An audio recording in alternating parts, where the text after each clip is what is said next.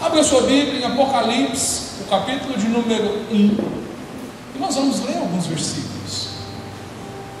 Apocalipse quer dizer revelações. Deus quer trazer revelações para nós, amém? Apocalipse capítulo 1, verso 4. Se você achou, diga amém. Amém, né? Eu queria que eu vou ler, enquanto leio, nós vamos compartilhando a palavra. Apocalipse capítulo 1, versos 4 e 6. João, as 7 igrejas que estão na Ásia, a graça, a voz e a paz da parte daquele que é. Graça e paz. A palavra da graça, querido, ela não pode trazer peso, ela tem que trazer sobre a sua vida, e na verdade o que Deus quer que isso flua nesse tempo é que você tenha paz, que você seja livre da condenação, que você seja livre do peso, do legalismo, e você possa experimentar paz. E é por isso que o Senhor Jesus Cristo, o apóstolo Paulo, os apóstolos João e tantos outros escritores bíblicos, eles começam a palavra mencionando e declarando e profetizando de fato, ou seja, a graça e a paz, amém? A graça, a voz e a paz da parte daquele que é. Da parte de quem? Daquele que é e que era e que há de vir. O apóstolo João está falando, ou seja, da parte de Deus. No capítulo de número 8, no capítulo de número 13 de Hebreus, nós percebemos que o apóstolo Paulo, ele escreve dizendo que o Senhor, ele é o mesmo, o Senhor Jesus é o mesmo ontem, hoje e eternamente. E nós percebemos que no Antigo Testamento nós vemos Deus falando com Moisés e dizendo que ele era aquele que sempre existiu.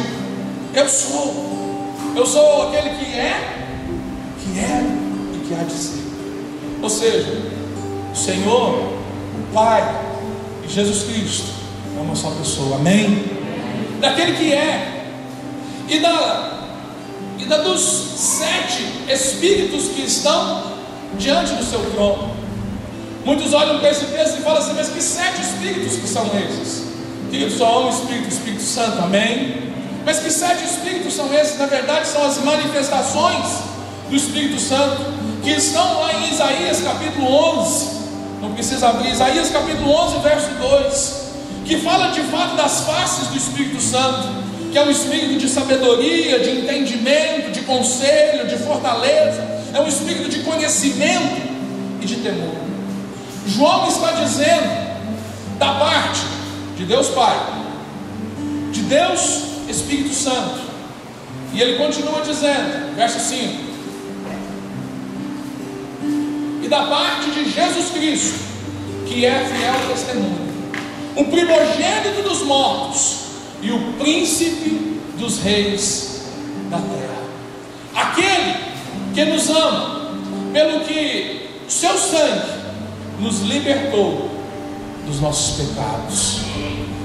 Essa é uma palavra que João está para liberar sobre a minha vida e sobre a sua. Essa palavra vem do Pai, do Filho e do Espírito Santo, e é endereçada a mim. Diga assim: essa palavra é para mim. Verso 6: e nos fez reino e sacerdote.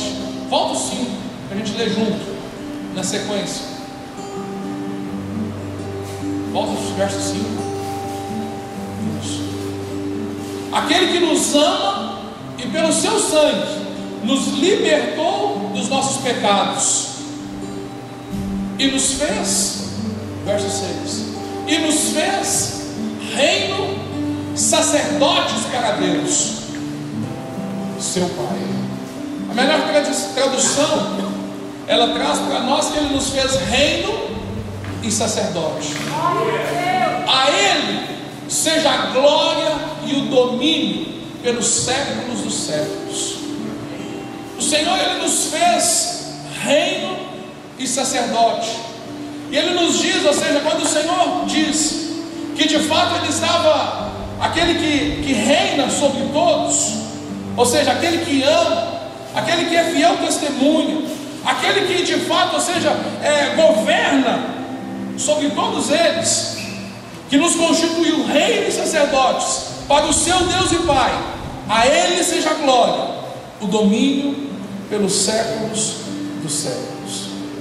Eu creio que nesse texto nós encontramos uma verdade que há muito tem sido esquecida, ou que por muitas das vezes nós pregamos e pregamos e pregamos e talvez não compreendemos. Ou seja, o Senhor, Ele nos fez reis e sacerdotes. Essa é a vontade de Deus por toda a eternidade, sempre foi assim. O Senhor nos planejou, ou seja, nos criou para que nós pudéssemos expressá-lo e representá-lo.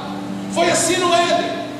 Mas eu quero te convidar, ou seja, a compreender que eu e você fomos constituídos reis e sacerdotes, e Ele, o Senhor, o Pai, o Filho, o Espírito Santo, é o Rei soberano sobre a terra, e Ele reina sobre nós. Por isso Ele, na verdade, é chamado Rei dos Reis. Rei dos Reis por quê? Porque Ele é Rei de vários reis, que somos eu e você, amém?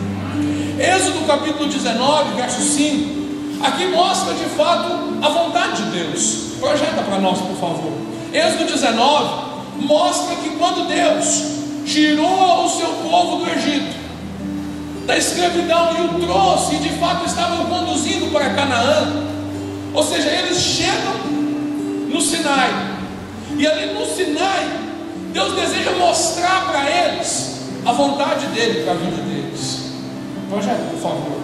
Êxodo capítulo 19, versos 5. Êxodo capítulo 19, versos 5 e 6.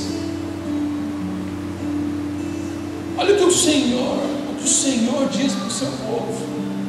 Agora, pois, se atentamente ouvires a minha voz e guardares o meu pacto, ou seja, a minha aliança, então eu serei a minha possessão peculiar dentre todos os povos, porque minha é a terra toda. Presta atenção numa coisa: nós precisamos ler o Antigo Testamento.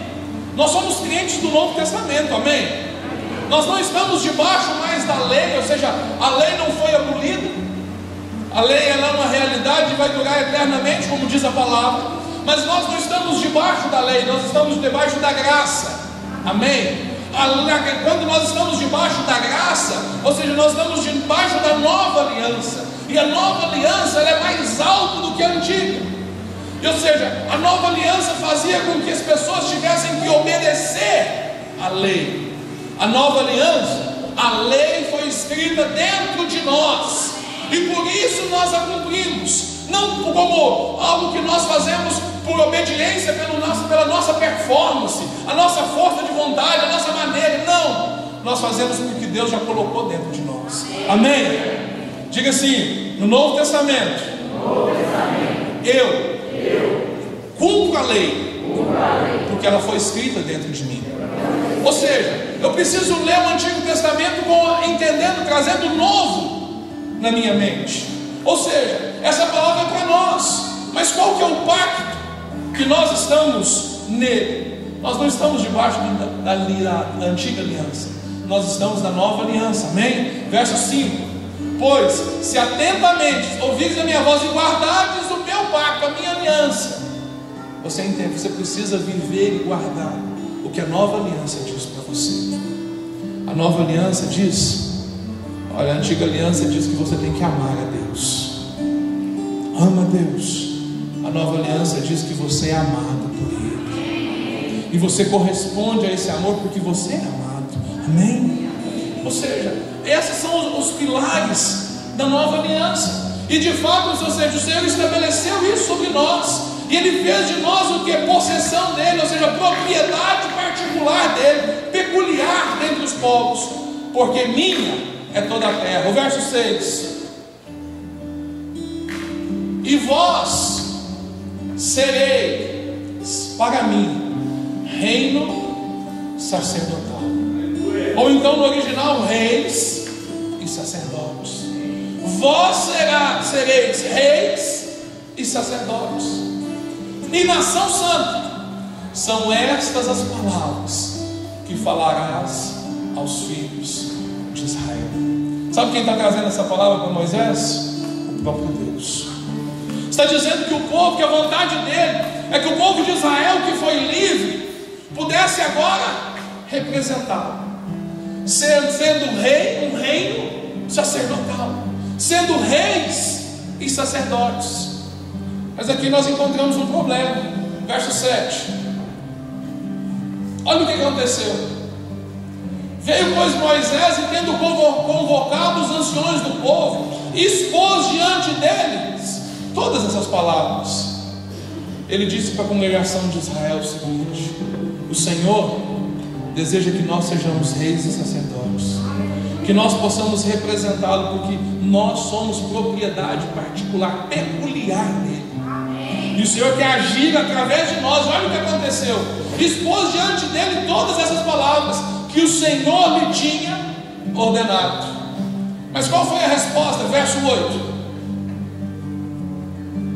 Ao que todo o povo respondeu em uma só voz: tudo que o Senhor tem falado, faremos.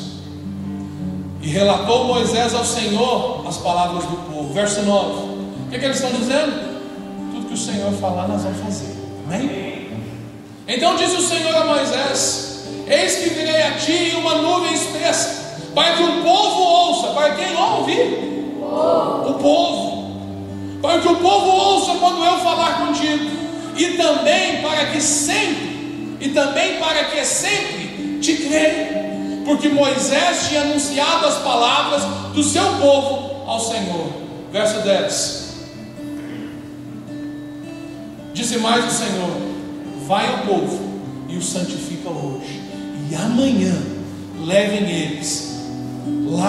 eles os seus vestidos. Verso 11. E estejam prontos para o terceiro dia, porquanto no terceiro dia descerá o Senhor diante dos olhos de todo o povo sobre o monte Sinai. Sabe qual que era a vontade de Deus? Se manifestar para o povo, se mostrar para o povo. E de fato, ou seja, a vontade de Deus era se relacionar com o povo com intimidade.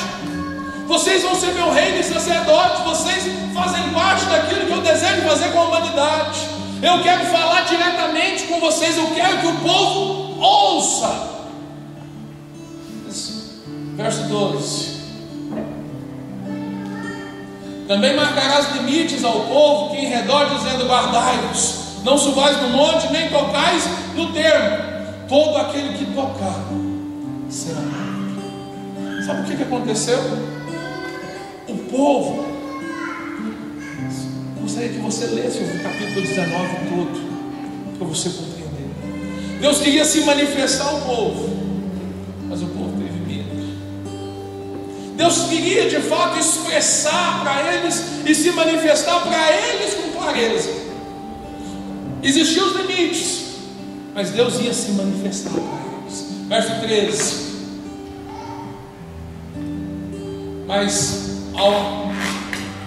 mão alguma tocará aquele que o fizer, mas ele será apedrejado ou sentado, quer seja animal, quer seja homem, não viverá. Quando soar a buzina novamente, subirão eles até o pé do monte. Verso 14.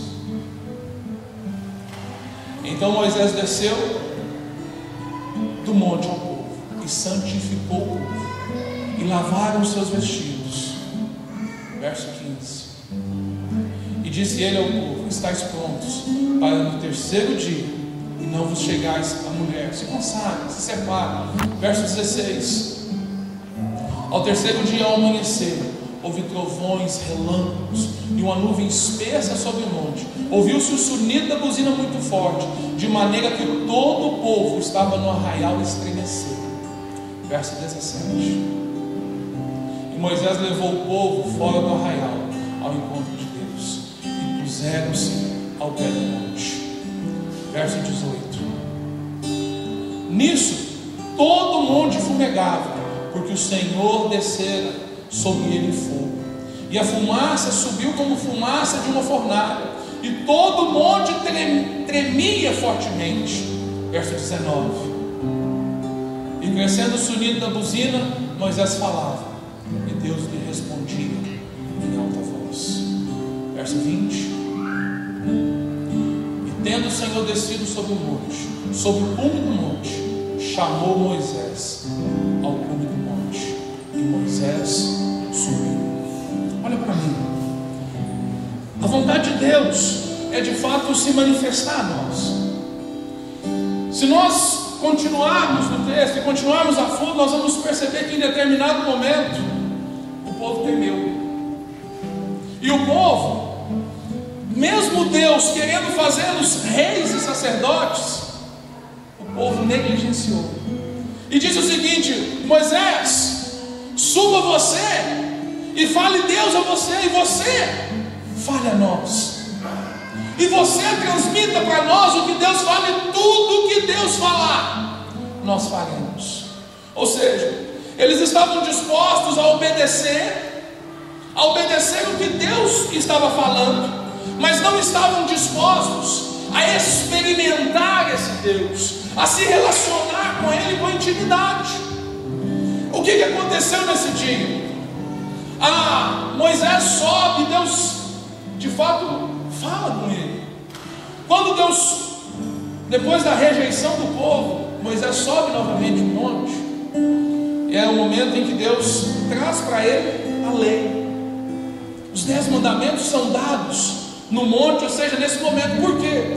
Porque o povo disse que tudo que Deus quisesse eles fariam, e Deus de fato queria mostrar para o povo que esse não é o propósito. O propósito é que eles pudessem desfrutar de uma intimidade com Deus tamanho, que eles pudessem, ou seja, de fato cumprir os propósitos de Deus, cumprir a vontade de Deus, mas sem a carga da performance. Deus não queria um bando de pessoas, ou um grupo de pessoas que tão somente o obedecessem cegamente. Deus queria que eles cumprissem a vontade do Pai, mas porque se relacionavam com Ele. Qual foi o resultado disso tudo? O dia que Moisés desce, já com as tábuas da lei, há um problema no meio do povo, porque o povo que ouviu que Deus queria se relacionar com eles, Moisés subiu, e Moisés começou a demorar. Moisés subiu, e o tempo começou a passar, ele ficou 40 dias, e muitos achavam o seguinte: Moisés não vai voltar de lá. E aí eles tentaram resolver as coisas do seu próprio jeito. E aí você sabe a história, eles construíram, ou seja, era para eles terem uma experiência com Deus, e esse povo que foi chamado, agora constrói um bezerro de ouro e começa a adorar. E quando Moisés chega, a situação é essa: problemas. O interessante é que esse dia, o dia que o povo de Israel recebeu a lei, deu origem a uma festa. E essa festa se chama Pentecostes. Diga comigo, Pentecostes. Na cultura judaica, o Pentecostes é o dia que o povo recebeu a lei.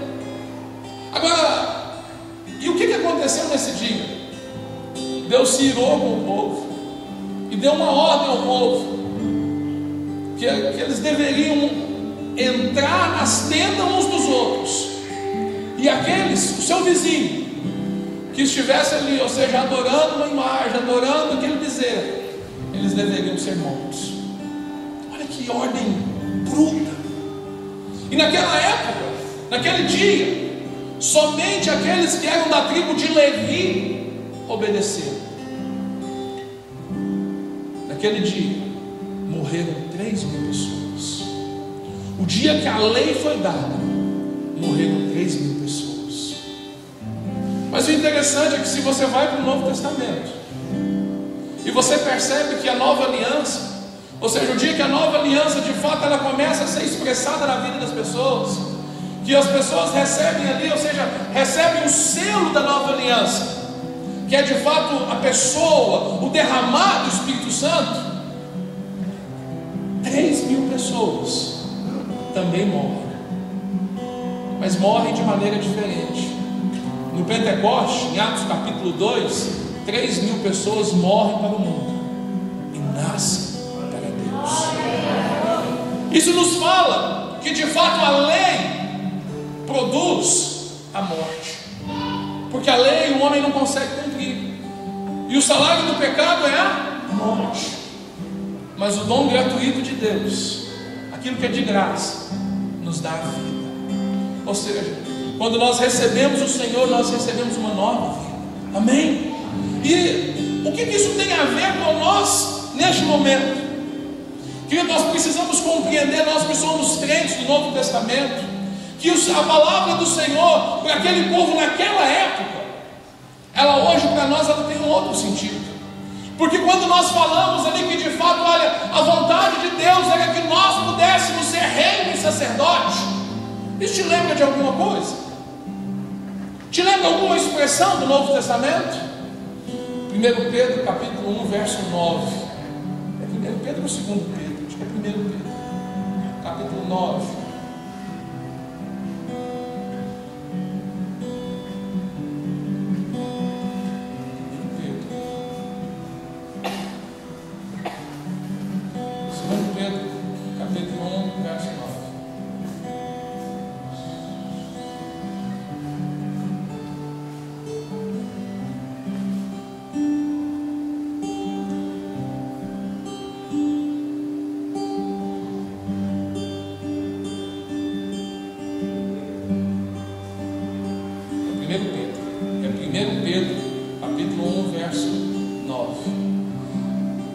Geração eleita, Ele santificou.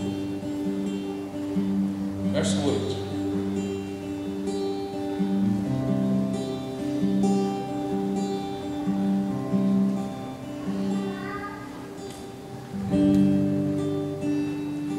Pedro 2:9. 2:9, não 2:9.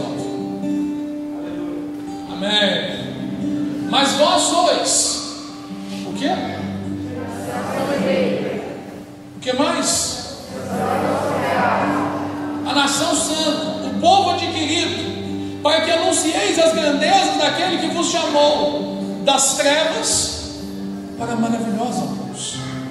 A vontade de Deus no Antigo Testamento era fazer com que o povo de Israel fosse esse povo, e esse povo rejeitou isso. E aí, ou seja, foi instituído que os levitas seriam, ou seja, os descendentes de levitas seriam os sacerdotes. E na antiga aliança eles servem como sacerdote, ou seja, oferecendo os sacrifícios. Mas na nova aliança nós entendemos que todo aquele que recebe Jesus, ele faz parte dessa geração eleita. Vocês foram predestinados pelo Senhor, ou seja, alcançados, amados pelo Senhor desde a eternidade, para que vocês pudessem de fato serem feitos reis e sacerdotes. Existe uma contradição com o Antigo Testamento a essa palavra. Por quê? Porque na lei o sacerdote não podia ser rei, e o rei também não podia ser sacerdote. Tanto é que quando Saul oferece sacrifício, ele cumpre o ofício sacerdotal que não era dele, ele perde o reino por causa disso. Mas nós não somos da ordem de Levi, nós somos sacerdotes, assim como o nosso Senhor Jesus. Somos sacerdotes segundo a ordem de Melquisedeque, que também era rei e sacerdote. Ou seja, o que quer dizer isso tudo? Que nós precisamos compreender que a vontade de Deus para nós nesse tempo é que nós cumpramos o nosso ofício de sermos reis e sacerdotes. E aí eu olho e falo assim: qual que é a nossa visão como igreja? A nossa visão, muitas pessoas vão falar assim: a nossa visão é célula. Não, querida, a nossa visão não é célula. Célula é a estratégia que nós utilizamos, mas a nossa visão é o que? Cada crente um sacerdote, cada crente um ministro. E na verdade a palavra ministro, talvez ela seja até mais completa do que a palavra sacerdote, porque a palavra sacerdote dá uma ideia simplesmente da questão espiritual, mas a palavra ministro, ela fala também da questão de autoridade, porque a autoridade de Deus está depositada sobre a sua vida, como Deus delegou o povo no Antigo Testamento, mas o povo disse não. Qual que é o problema que nós vemos aqui? o povo de Israel sofreu exatamente porque não entendeu o propósito de Deus para a vida deles. Quando nós chegamos no livro de Malaquias, que é o último livro do Antigo Testamento, às vezes a gente olha para esse livro e a gente pensa que esse livro só fala de dízimos. Não.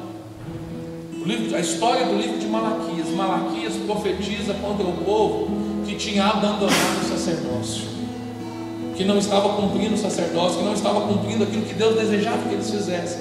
E as consequências disso são problemas das ordens de todas as ordens.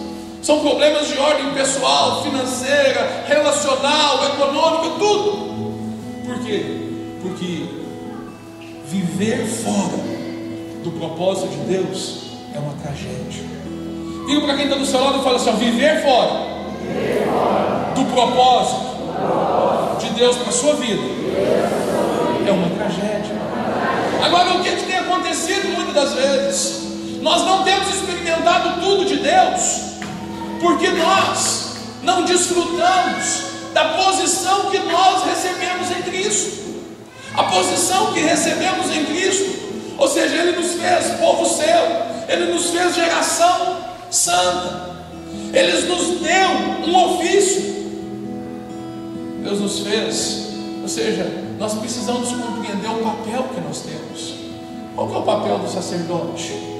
O papel do sacerdote é pegar na mão do pecador, é pegar na mão do pecador e pegar na mão de Deus e promover a reconciliação.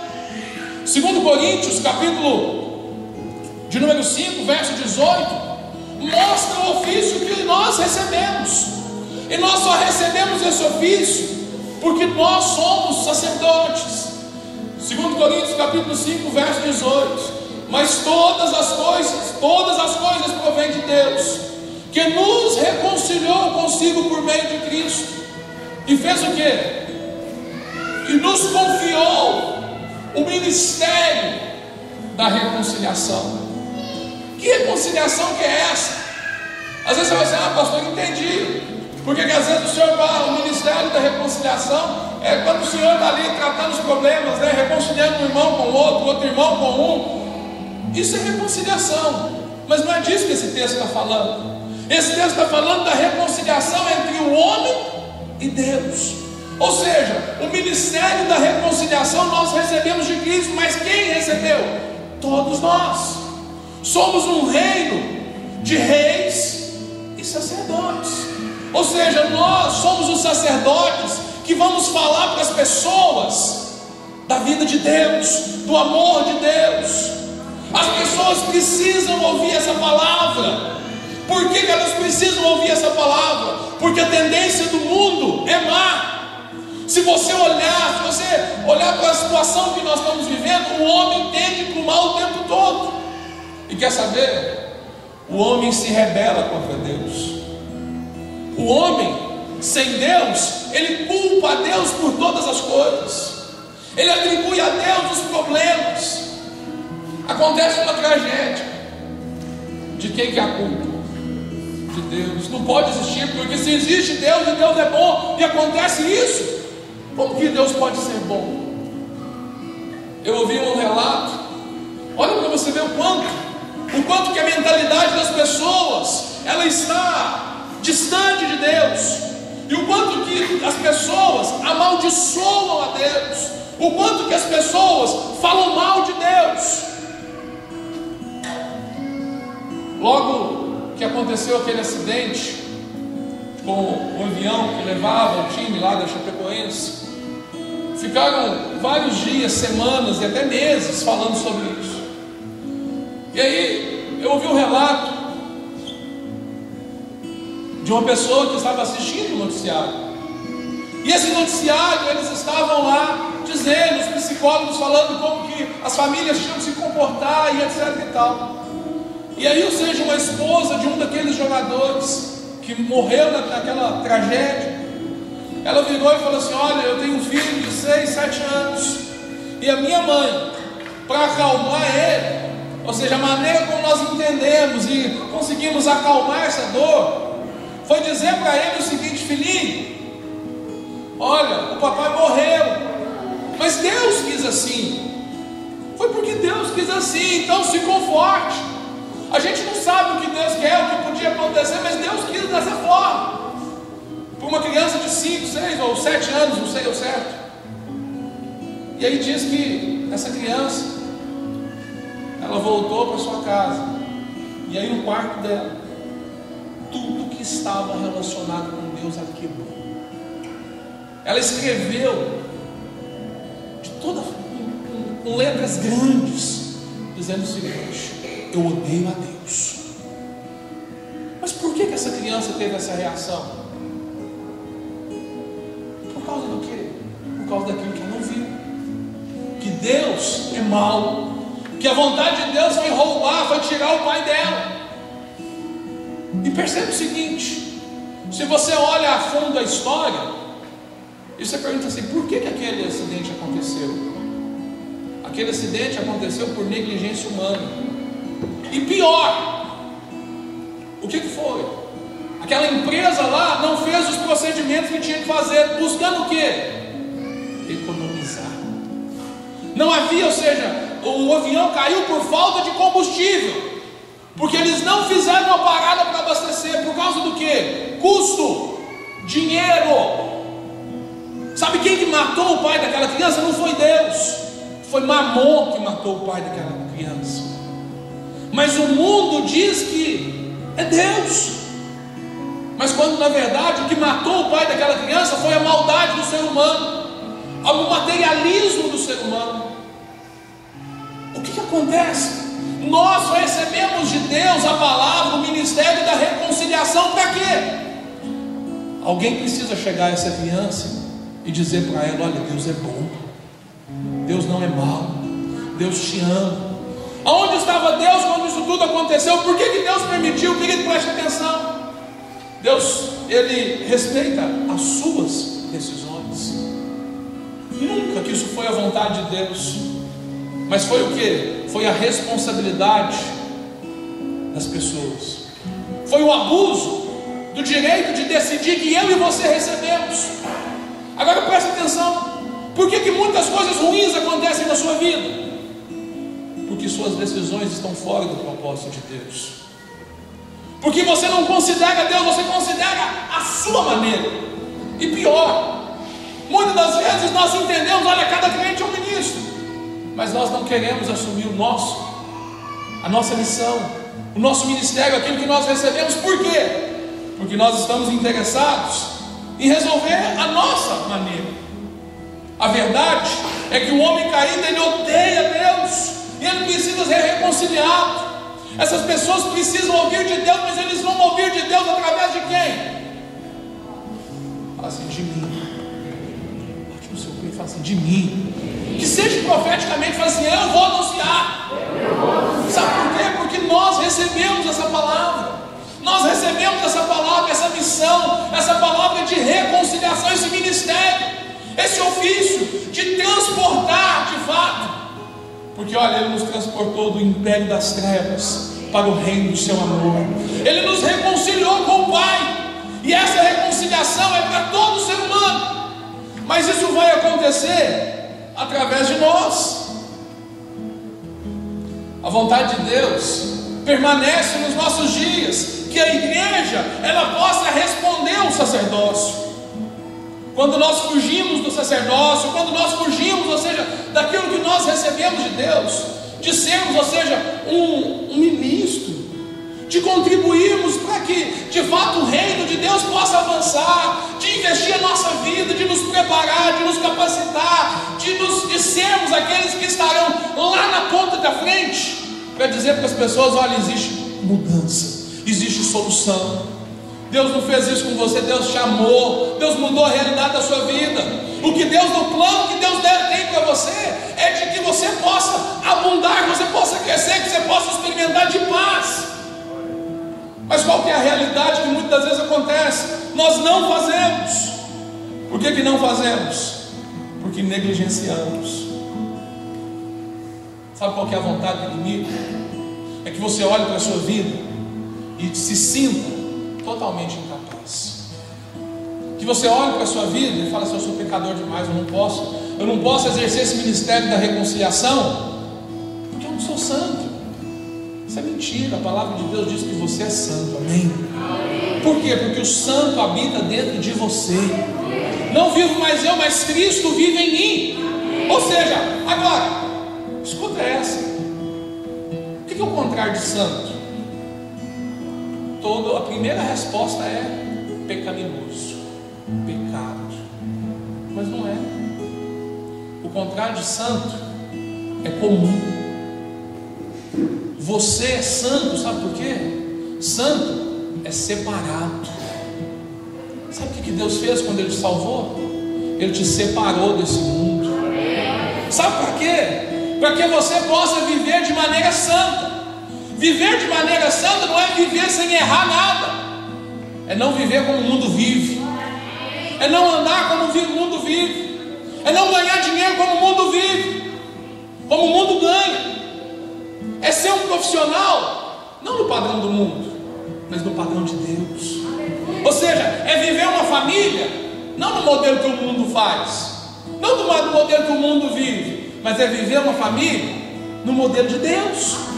Ou seja, é isso que nós precisamos compreender. Ou seja, o santo é porque você não é comum, você não é igual aos outros.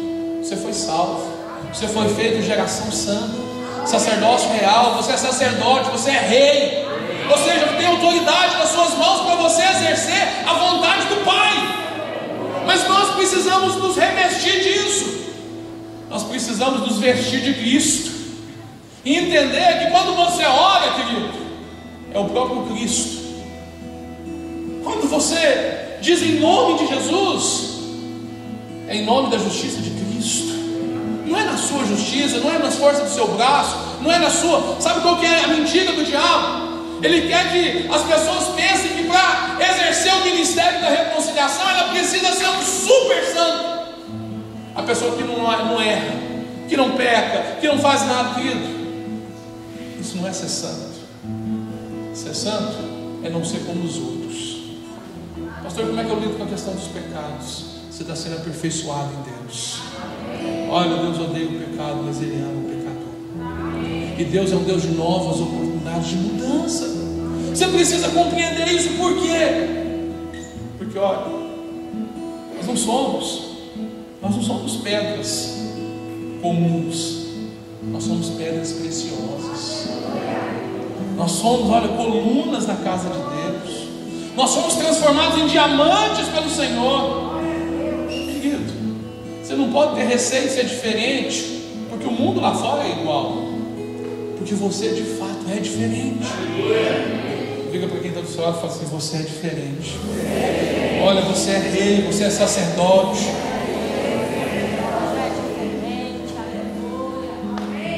Tudo isso que eu disse até hoje é para você entender a sua realidade. O que eu disse até agora é para você entender que você de fato, ou seja, o propósito de Deus para a sua vida, quem você é em Cristo.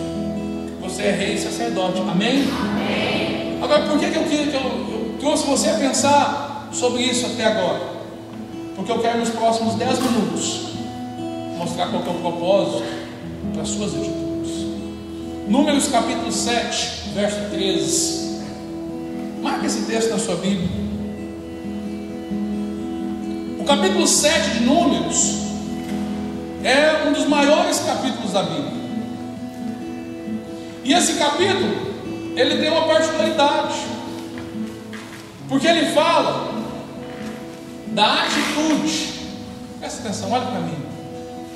Da atitude daqueles que são nobres. Você é rei. Por que você é rei? Querido, isso tem a ver com realeza. Você faz parte da realeza, amém? Você, querido, olha, na nossa língua portuguesa, a palavra real, ela tem dois significados, né? Ela tem o significado de realidade. Isso é real, é porque é uma realidade. Mas ela também significa, ou seja, O real é atribuído também à realeza de uma pessoa. O trono real é de quem? O trono real é do rei, amém? Então real também, ou seja, além de indicar realidade, indica realeza. Quando Deus diz que você de fato é rei e sacerdote, Ele não está dizendo simplesmente que você é real. Ele está dizendo que você é de uma nova natureza, que você é da realeza do Senhor, amém? Olha para quem está do seu lado e fala assim: ó, tem um rei do seu lado, querido. Presta atenção, tem alguém importante do seu lado. Reis e sacerdotes. Mas olha o que aconteceu, capítulo 7, 13. No dia que Moisés acabou de levantar o tabernáculo e o ungiu e o consagrou de todos os seus utensílios, bem como o altar de todos os seus pertences, os príncipes de Israel, digam os príncipes. Os príncipes fazem parte do quê? Diga assim, da realeza. Ou seja, os príncipes de Israel, os nobres de Israel, os cabeças da casa de seus pais, os que foram príncipes das tribos, que haviam presidido o censo, ofereceram e trouxeram a sua oferta perante o Senhor. Todo o capítulo 7, Moisés dedica todo o capítulo 7 a mostrar a oferta dos nobres. Mas por que Moisés julgou ser tão importante que a oferta dos nobres tivesse esse destaque? Porque eles queriam levantar e erguer o nome daquelas pessoas? Não, mas porque ele queria exemplificar um princípio. Qual o princípio? O princípio que de fato, ou seja, toda a oferta de reis, ela é diferente da oferta de pessoas comuns. Toda oferta de rei, ela é registrada. A oferta desses homens foi registrada por quê? Porque eles eram nobres. Olha para mim, a sua oferta diante de Deus, quem é você? Diga assim: eu sou um rei. Você não é rei nem sacerdote? Amém ou amém? Amém. A sua oferta é registrada diante de Deus. A sua oferta é registrada diante de Deus, por quê? Porque ela é importante. Olha o que aconteceu. É interessante você perceber que não existia na lei uma ordem dizendo o seguinte: os príncipes, aqueles da nobreza, deveriam ofertar. Não, eles simplesmente se levantaram e falaram assim: nós vamos ofertar. Por que eles fizeram isso? Porque eles são nobres. E parte da característica dos nobres é que os nobres são generosos.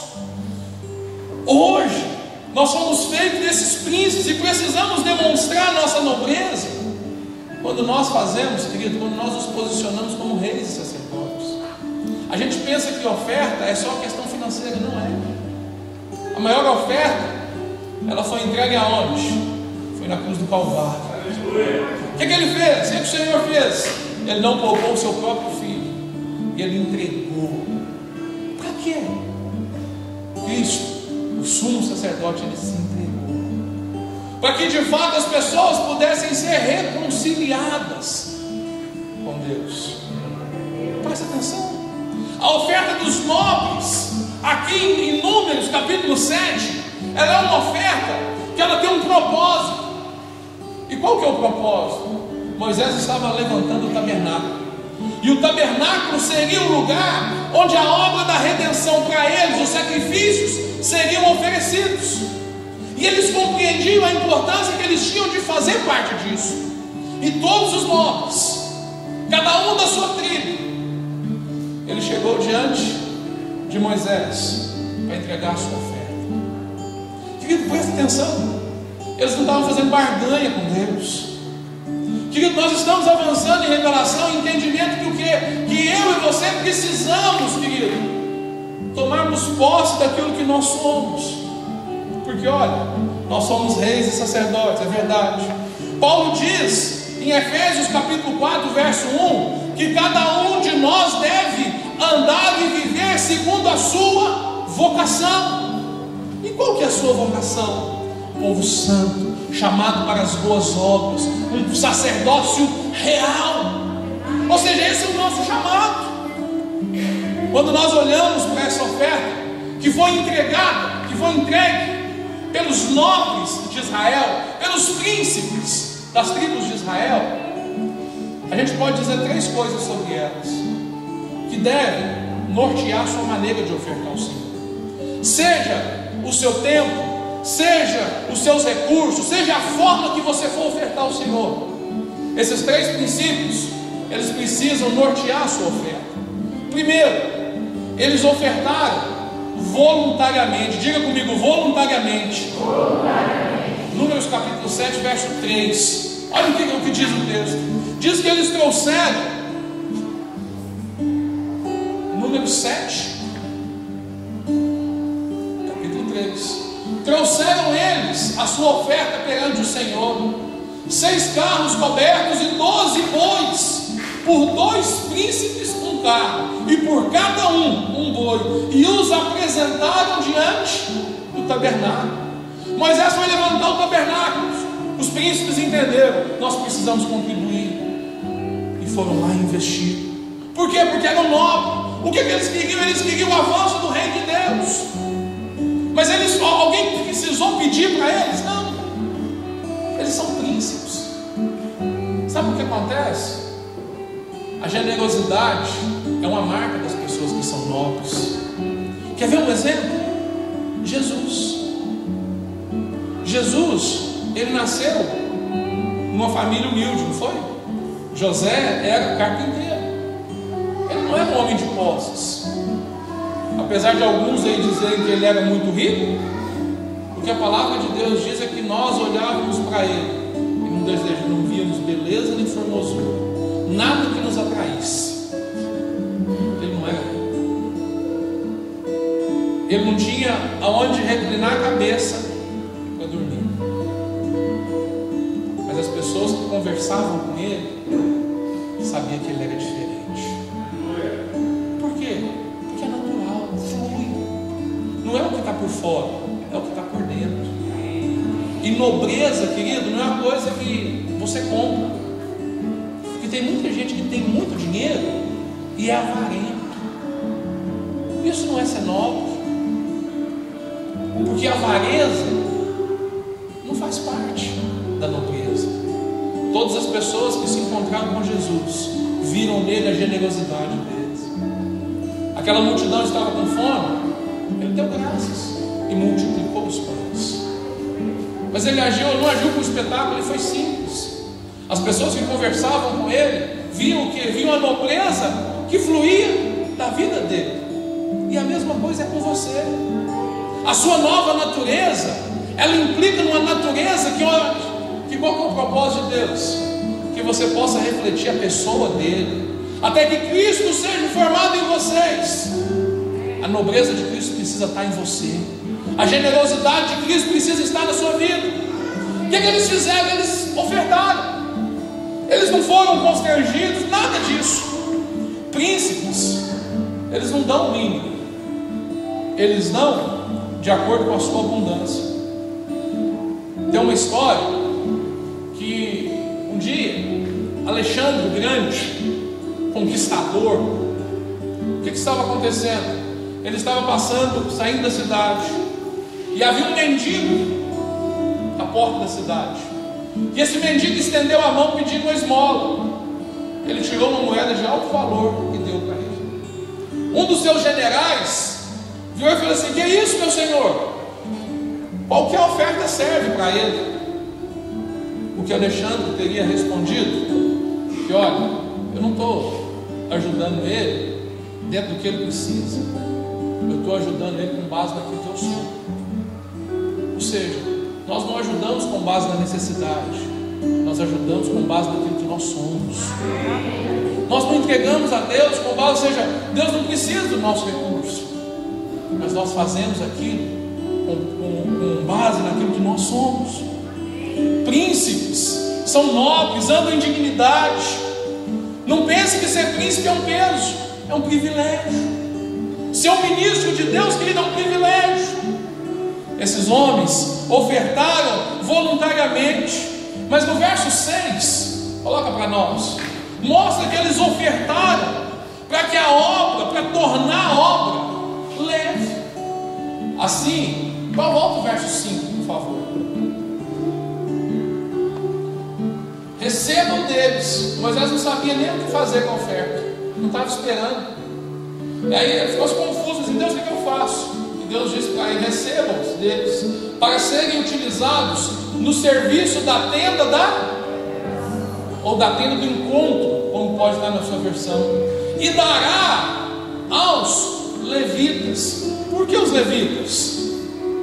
Porque eles eram os sacerdotes. Por que não entregar para os das outras tribos? Não, era para entregar para os sacerdotes. Entrega para os levitas, a cada qual segundo o seu serviço. Você vai ofertar segundo o propósito, não porque por nada. Verso 6. Assim Moisés recebeu os carros e os bois e os deu aos levitas. Verso 7. 2 carros e 4 bois deu aos filhos de Gerson, segundo o seu serviço. Verso 8. E 4 carros e 8 bois deu aos filhos de Merari, segundo o seu serviço, sobre as ordens de Itamar, filho de Arão, o sacerdote.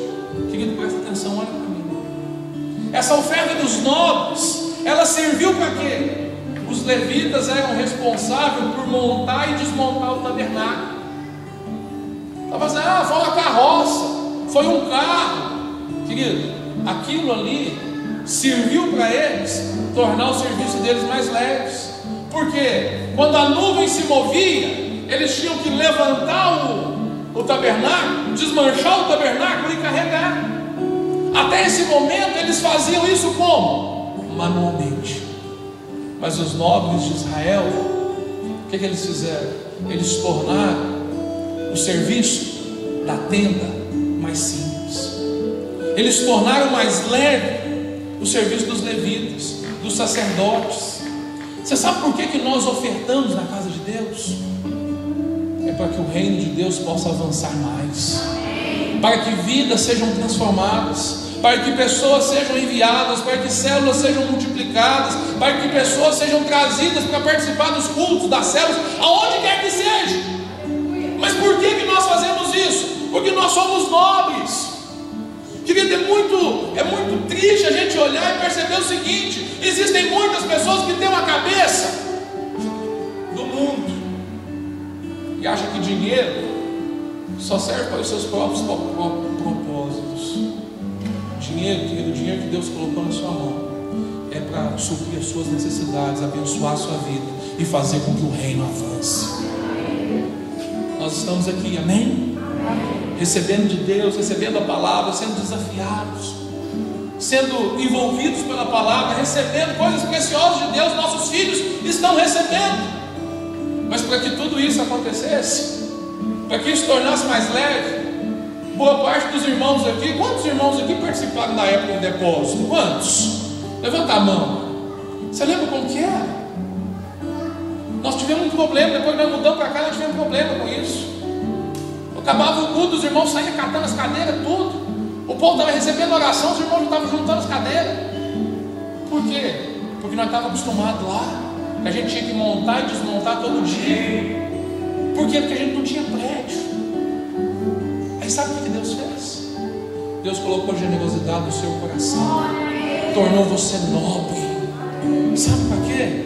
Para que hoje você pudesse estar sentado aí nesse lugar, recebendo a palavra de Deus e com disponibilidade para todos aqueles da sua família que precisam de Deus também receberem. Presta atenção, querido, essa obra não é minha, essa obra é sua. Você faz parte disso. Nós não queremos, presta atenção, querido, nós não queremos seu dinheiro. Nós queremos tão somente te ensinar como Deus quer que você viva. E Deus quer que você viva com generosidade, porque você é nobre, você é feito reino e sacerdote. O trabalho é feito, em todos os cantos. Aonde nós conseguirmos alcançar, nós vamos chegar. Agora a obra, ela precisa que os nobres se manifestem, para que as coisas possam acontecer. E por último, eles ofertaram por amor ao altar. No tabernáculo ficava o lugar onde eram oferecidos os holocaustos. Os holocaustos era aquilo, ou seja, eles ofereciam animais para serem sacrificados, para que eles tivessem os pecados cobertos.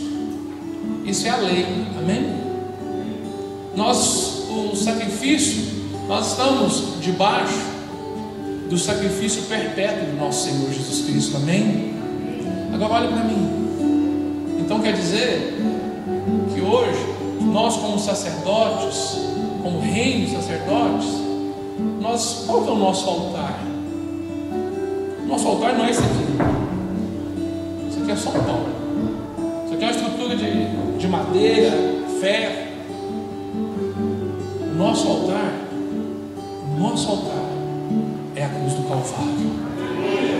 E nós precisamos entender que a nossa oferta, ela precisa ser movida pelo amor à mensagem da cruz.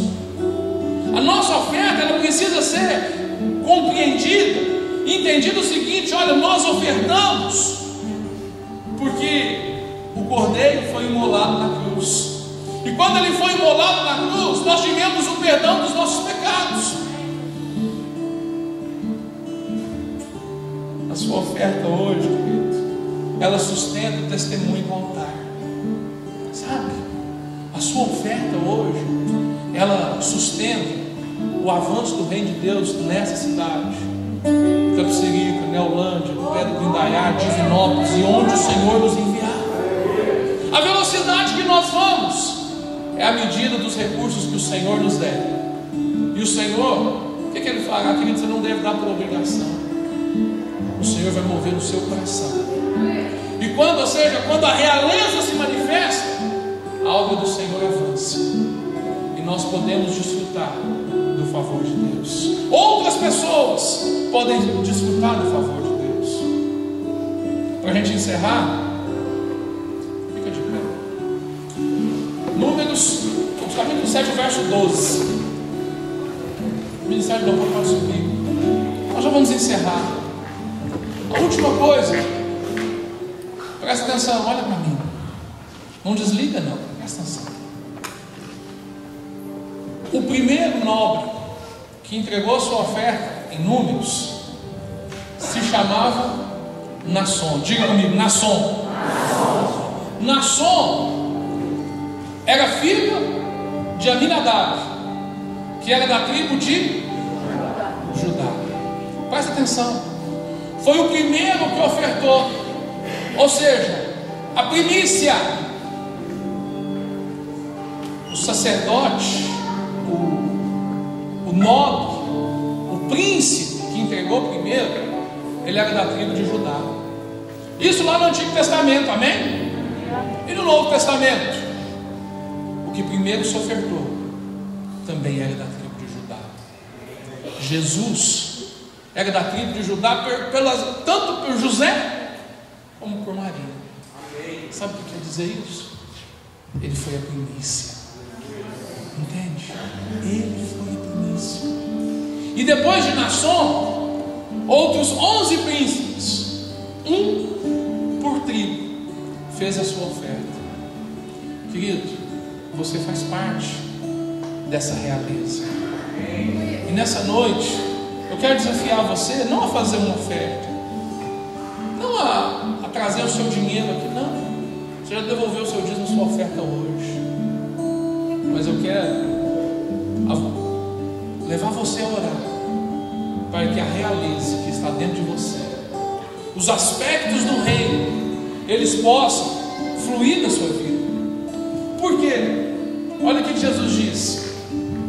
Jesus disse em Marcos capítulo 4, 25, que ao que tem, mais lhe dará.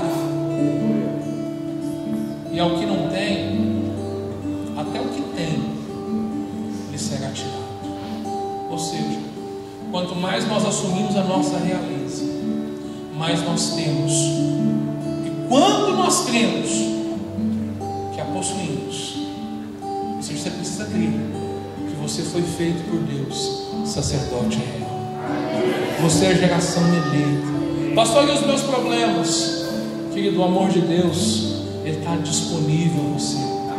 E sabe o que Ele quer fazer? Ele quer te ajudar. Seus problemas, Ele está doido para te ajudar a resolver todos eles. Meu problema é o pecado. Não tem importância. O sangue de Jesus nos purifica de todo pecado. E Ele nos capacita a viver uma vida santa. Sabe o que é uma vida santa? Uma vida separada. Deixa eu ver. Fecha seus olhos. O Senhor é bom. Amém. Eu quero orar por você, para que você possa compreender o sacerdócio que está sobre a sua vida. Querido, essa semana, presta atenção. Essa semana eu quero desafiar você a orar e jejuar, para que de fato a vida de Deus possa fluir da sua vida, possa fluir de você. Por quê? Querido, nós oramos agora há pouco. Deus faz de novo, falando do avivamento da Rua Azusa. Eu creio que quanto mais cheio de Deus você for, mais generoso você será.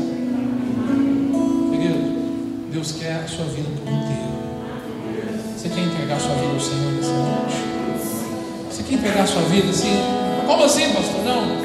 Eu entendi que eu tenho, apesar de eu ser crente, ser batizado, ser líder de célula, fazer tudo que eu faço, eu entendi que apesar disso tudo, eu não tenho vivido como novo, porque eu não tenho sido generoso. Eu não tenho sido generoso, não é só com as ofertas financeiras, não. Eu não tenho sido generoso com o meu tempo. Eu não tenho sido generoso com o desejo de levar essa palavra de reconciliação para as pessoas. Eu quero desafiar você a pedir ao Senhor para que a vida dele possa se manifestar em você. Você crê nisso? Levanta suas mãos comigo. Pai, em nome de Jesus, ó Deus, nós levantamos as nossas mãos ao Senhor, ó Deus, porque nós cremos que o Senhor é a nossa fonte, que do Senhor vem tudo que nós precisamos, ó Deus, e nós oramos, ó Deus, manifesta a tua vida em nós, Pai, manifesta a vida, Deus, do reino em nós, Pai, que nós possamos de fato, Deus, vivermos como reis e sacerdotes, que possamos cumprir o propósito do Senhor com as nossas vidas, ó Deus, de levar, de reconciliar, Deus, o homem perdido, as pessoas perdidas com o Senhor, ó Deus, que nós possamos, ó Deus, investir no teu reino, para que a tua obra seja leve, ó Deus, que possamos fazer isso, ó Deus, não por obrigação, mas fazermos, ó Deus, voluntariamente, fazemos, ó Deus amado, porque entendemos o propósito e queremos que a tua obra avance mais, fazemos, ó Deus, porque nós amamos a tua obra, e nós queremos, ó Deus, que essa cidade seja rendida aos teus pés, e para que isso aconteça, nós nos colocamos diante do Senhor e declaramos: Deus, faz de novo em nós, faz de novo através de nós, Pai, em nome de Jesus eu oro, ó Deus, por vidas que estão aqui, ó Deus, alguns, ó Deus amado, sedentos, ó Deus, e apaixonados pelo Senhor, outros tantos, ó Deus, com tanta dificuldade, com tanto sofrimento, ó Deus, nós oramos, ó Deus, Pai, que haja revelação, entendimento, ó Deus, Pai, que eles possam, ó Deus, manifestar a vida do Senhor, ó Deus, que sejam nobres, que entendam, ó Deus, que a oferta dos nobres não é simplesmente dinheiro, é dinheiro também, mas é também vida, é tempo, é disposição, é paixão pelas coisas do Senhor. Ó Deus, nós oramos, ó Deus, e colocamos a nossa vida como igreja nas tuas mãos. Nos usa, Senhor, em nome de Jesus. Amém. Ora comigo assim, diga assim: Senhor Jesus, eu creio no que a tua palavra diz, e o Senhor nos constituiu como reis e sacerdotes. Por isso, a partir de hoje, eu serei nobre na tua casa. A vida do Senhor manifestará na minha vida. Toda avareza que um dia fez parte da minha vida não fará mais,